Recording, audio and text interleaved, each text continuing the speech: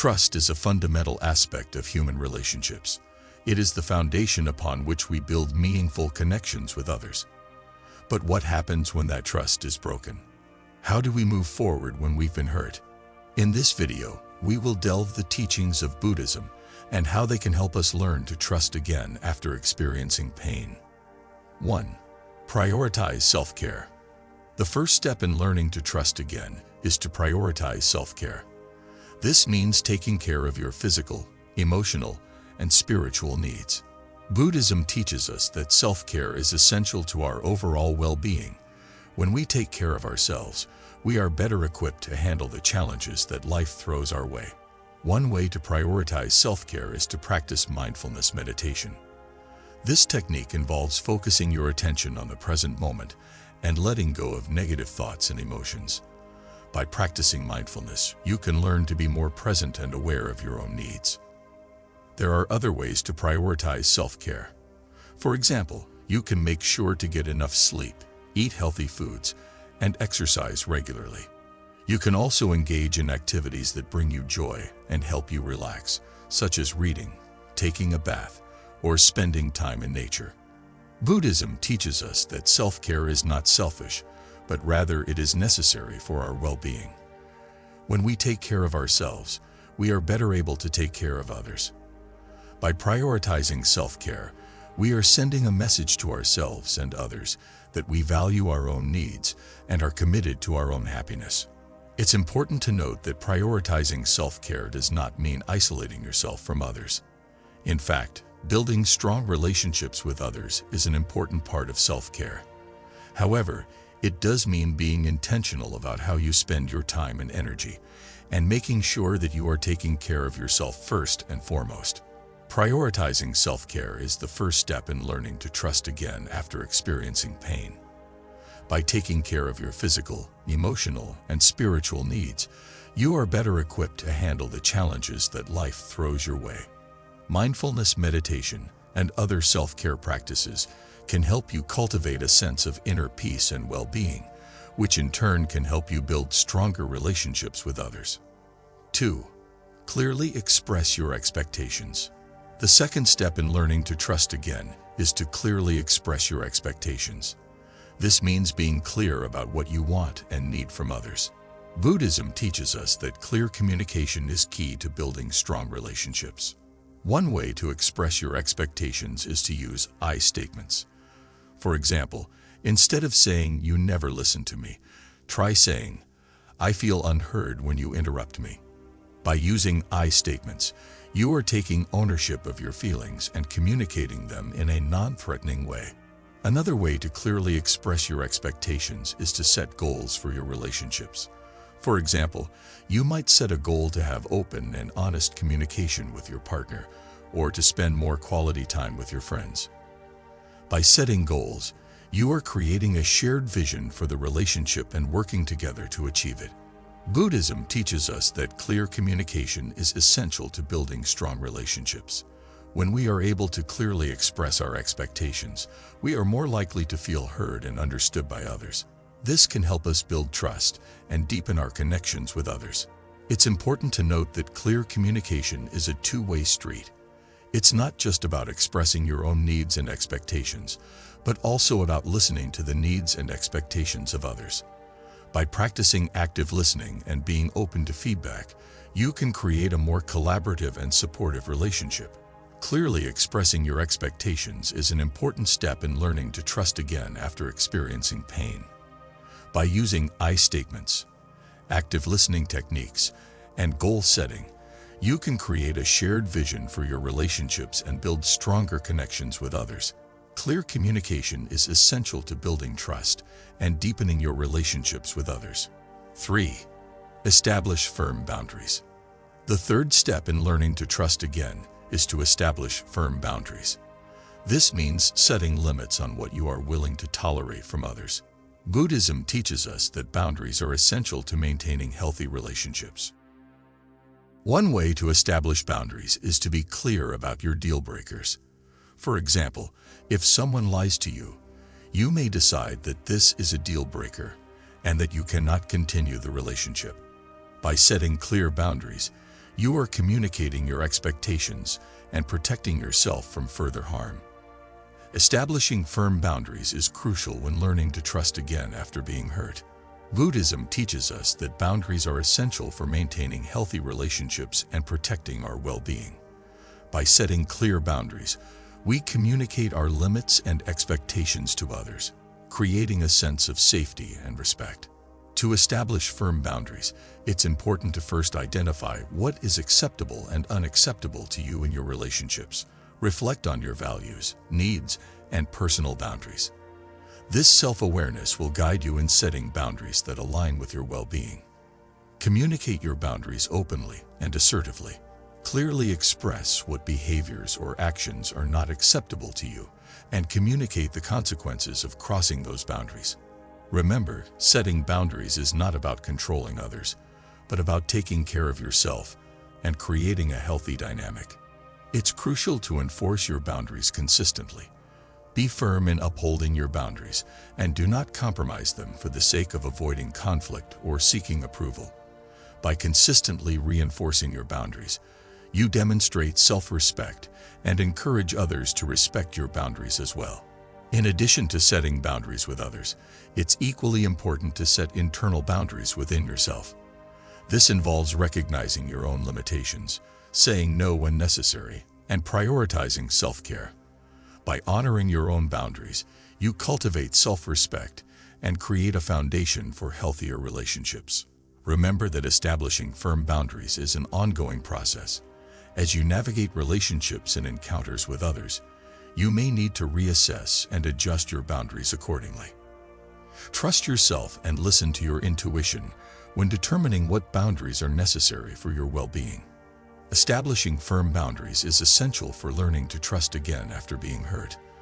By clearly communicating your limits and expectations, consistently enforcing those boundaries, and setting internal boundaries within yourself, you create a foundation of respect and self-care.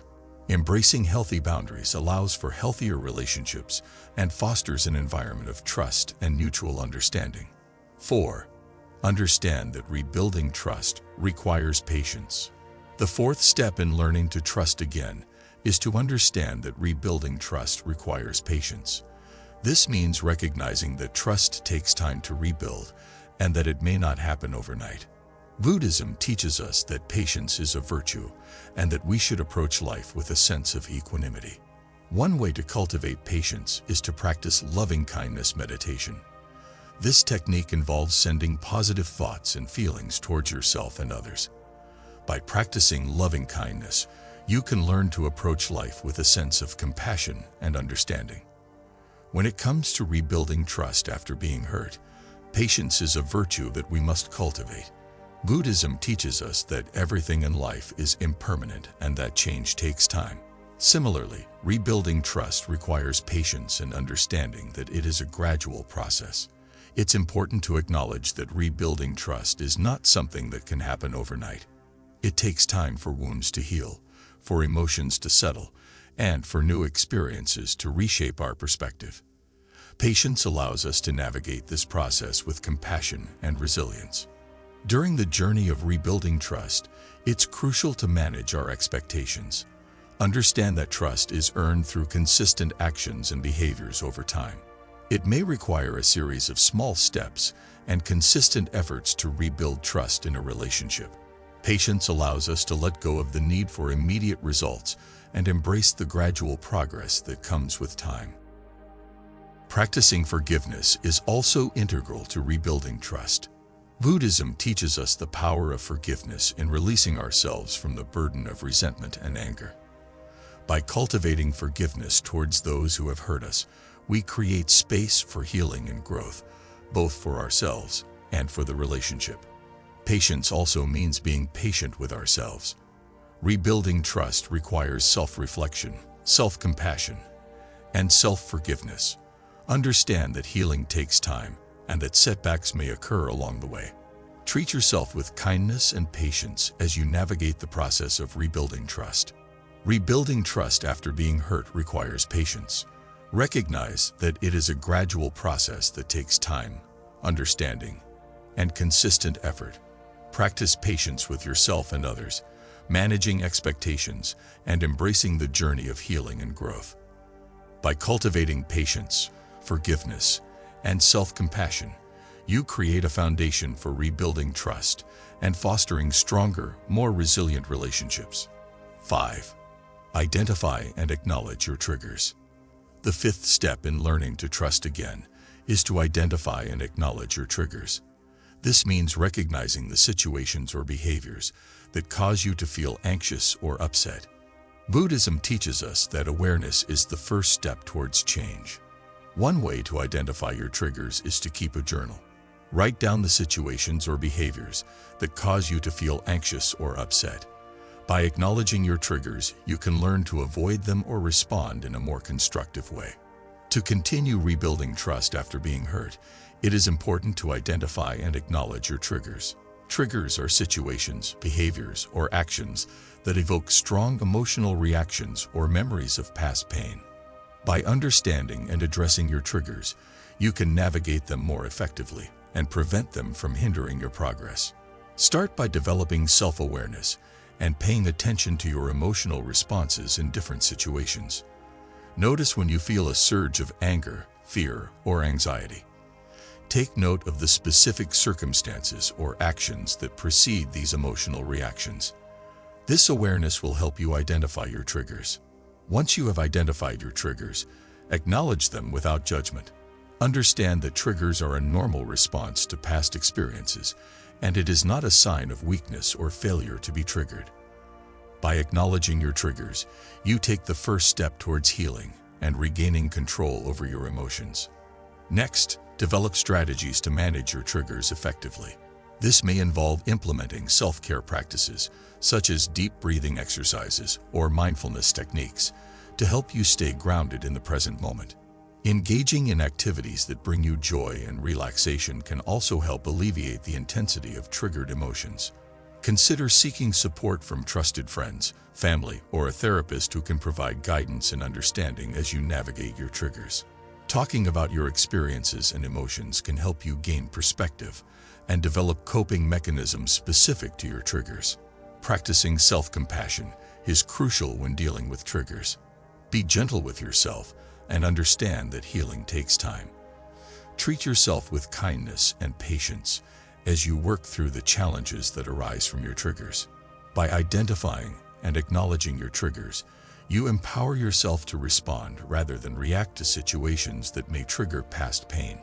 Through self-awareness, self-care, seeking support, and practicing self-compassion, you can gradually regain control over your emotional responses and continue on the path of rebuilding trust. Identifying and acknowledging your triggers is an important step in rebuilding trust after being hurt.